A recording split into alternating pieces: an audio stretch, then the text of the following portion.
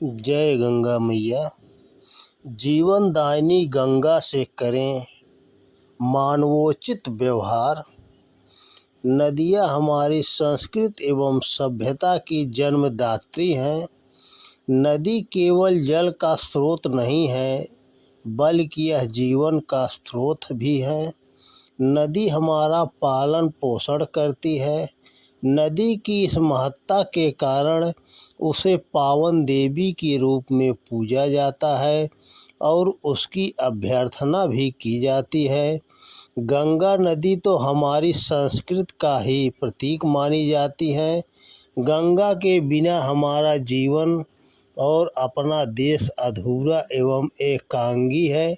गंगा जन जन की भावनात्मक आस्था का आधार है। इसी कारण उत्तराखंड उच्च न्यायालय ने गंगा, यमुना एवं उनकी सहायक नदियों को एक जीवंत इंसान के रूप में मान्यता दी है। न्यायपालिका के इस सत्य प्रयास के बाद यह हमारा भी कर्तव्य हो जाता है कि इसे हम पूजनीय माता के समान सम्मान दिया जाए। गंगा भारत की सबसे लंबी नदी है। भारत और बांग्लादेश को मिलाकर 2525 किलोमीटर की दूरी तय करती हुई यह उत्तराखंड में हिमालय से लेकर बंगाल की खाड़ी के सुंदर वन तक पहुँचती है। साथ ही गंगा एक विशाल भूभाग को भी खींचती है। गंगा का समग्र जलागम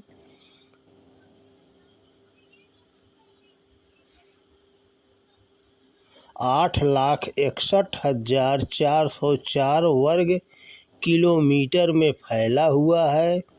इसका 60% भाग भारत में है। यह जलागमन 5 पारिस्थितिकीय क्षेत्रों, 3 देशों तथा 11 भारतीय प्रांतों में फैला हुआ है। सन 2011 की जनगणना के अनुसार 53 करोड़ से अधिक जनसंख्या इसके सानिध्य में रहती है। सामाजिक, सांस्कृतिक, साहित्यिक और धार्मिक दृष्टि से गंगा नदी के द्वारा पोषित यह मैदानी क्षेत्र अपनी घनी जनसंख्या के कारण जाना जाता है। 100 फीट की अधिकतम गहराई वाली यह गंगा अत्यंत पवित्र नदी है। गंगा नदी की प्रधान शाखा भागीरथी है, जो गंगोत्री ग्लेशियर से निकलती है।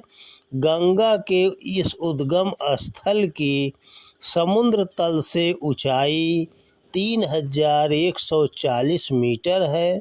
गंगा ग्लेशियर 25 किलोमीटर लंबा, 4 किलोमीटर चौड़ा और 40 मीटर ऊंचा है। इसका अंतिम भाग गोमुख है, जहां से गंगा का उद्भव हुआ है। गंगा ग्लेशियर में गंगा देवी, नंदा, कामेट पर्वत एवं त्रिशूल पर्वत की बर्फ पिघलकर गिरती है। गंगा का विशाल आकार लेने में अनेक छोटी धाराओं का महत्वपूर्ण योगदान रहा है। इसमें से 6 बड़ी और उसकी सहायक 50 से अधिक छोटी धाराओं का भौगोलिक एवं सांस्कृतिक महत्व अधिक है। अलकनंदा की सहायक नदी धौली, विष्णु गंगा एवं मंदाकिनी है। धौली गंगा का अलकनंदा से विष्णु प्रयाग में संगम होता है। नंद प्रयाग में अलकनंदा का मंदाकिनी नदी से संगम होता है। इसके पश्चात कर्णप्रयाग में अलकनंदा का पिंडर नदी से संगम होता है। रुद्रप्रयाग में अलकनंदा मंदाकिनी से मिलती हैं। देवप्रयाग में अलकनंदा और भागीरथी मिलती हैं। यहाँ से यह सम्मिलित जलधारा गंगा नदी के रूप में आगे प्रवाहित होती है। इन 5 प्रयागों को सम्मिलित रूप से पंच प्रयाग कहा जाता है। इस प्रकार गोमुख से ऋषिकेश तक का 300 किलोमीटर लंबा संकरा पहाड़ी रास्ता तय करके गंगा ऋषिकेश में प्रथम बार मैदानी भूभाग को स्पर्श करती हैं। उत्तराखंड के पंच प्रयाग एवं इलाहाबाद में स्थित प्रयागराज गंगा के प्रसिद्ध संगम स्थल है। प्रयागराज में गंगा, यमुना और सरस्वती नदी, जो कि विलुप्त हो चुकी हैं, का संगम होता है। गंगा का न केवल सांस्कृतिक महत्व है, बल्कि यह हिंदी एवं संस्कृत साहित्य की मानवीय चेतना को भी अनुप्रमाणित करती है। ऋग्वेद, महाभारत, रामायण एवं अनेक पुराणों में गंगा को पुण्य सलीला, पाप नाशिनी, मोक्ष प्रदायिनी, सरित श्रेष्ठा एवं महानदी के रूप में निरूपित किया गया है। संस्कृत कवि जगन्नाथ ने गंगा की स्तुति में श्री गंगा लहरी नामक काव्य की रचना की है। हिंदी के महाकाव्य पृथ्वीराज रासो, कीसल देव रास में गंगा का उल्लेख भी आता है। विद्यापति, कबीर, जायसी, पद्मावत, सूरदास, तुलसीदास, सेनापति, रसखान, रहीम आदि सभी ने गंगा जी का सुंदर वर्णन उनकी रचनाओं में किया है। हिंदी साहित्य के महाकवि भारतेंदु हरिश्चंद्र, सुमित्रा नंदन पंत और श्रीधर पाठक ने भी गंगा जी का सुंदर वर्णन किया है।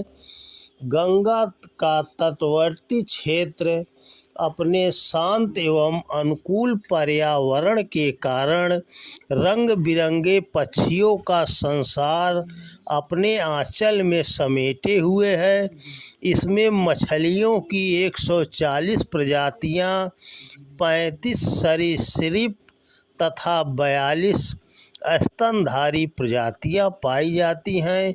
यहाँ की उत्कृष्ट पारिस्थितिकी संरचना में कई प्रजाति के वन्यजीव जैसे नीलगाय, सांभर, खरगोश, नेवला, चिंकारा आदि को आश्रय मिला हुआ है।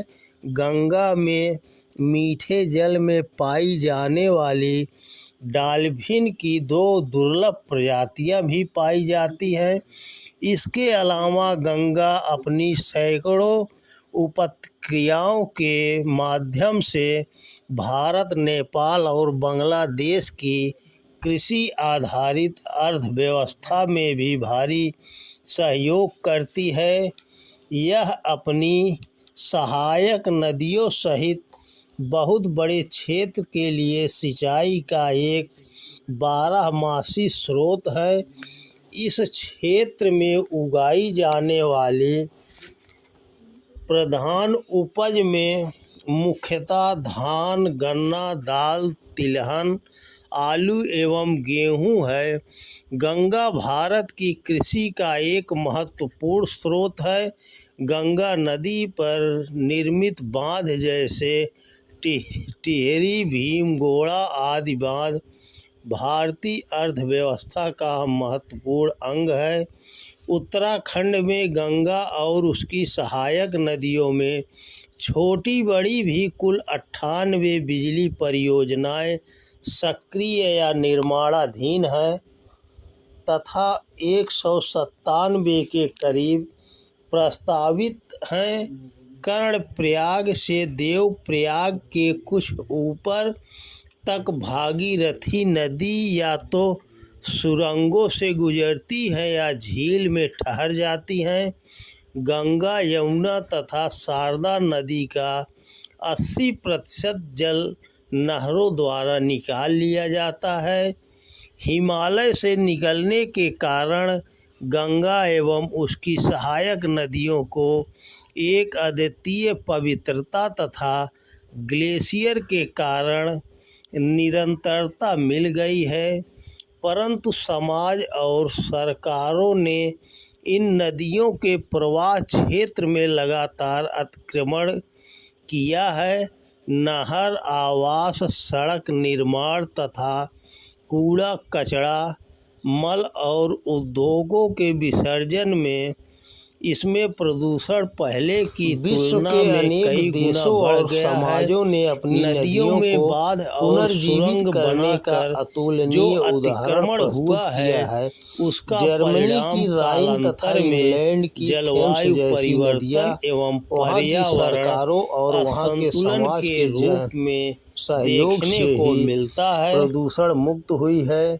अमेरिका में wild and scenic river act के द्वारा अनेक नदियों को पुनर्जीवन मिला है।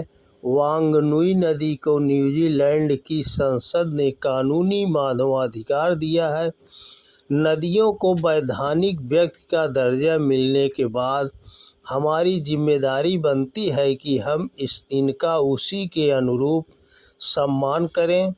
20 मार्च 2017 को उत्तराखंड उच्च न्यायालय ने भी इसी क्रम में गंगा, यमुना तथा सहायक नदियों को जीवित मनुष्य के समान वैधानिक अधिकार प्रदान किया है।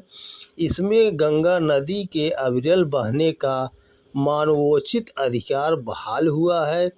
गंगा तथा उसकी सहायक नदियों में वैधानिक व्यक्ति बनने के बाद अपने प्रवाह क्षेत्र में घुसपैठ, खनन, गंदगी डालने के विरोध करने का अधिकार मिल गया है और इस अधिकार के सम्मान की रक्षा सुनिश्चित करने की जिम्मेदारी न्यायालय ने संयुक्त रूप से मुख्य सचिव, महाधिवक्ता तथा नमामि गंगे प्राधिकरण के महानिदेशक को दी है। यदि ये नदियाँ किसी के खेत, बगीचे, मकान आदि को क्षति पहुँचाती हैं तो उन तीनों के माध्यम से पीड़ित एवं प्रभावित व्यक्ति अपनी शिकायत भी कर सकता है। यदि कोई इन नदियों को प्रदूषित या प्रभावित करता है तो उसके विरुद्ध भी शिकायत दर्ज की सकती है। इस प्रकार शहरों और कस्बों से नदियों में गंदगी न जाने पाए एवं ग्लेशियर या नदियों के संवेदनशील जलागम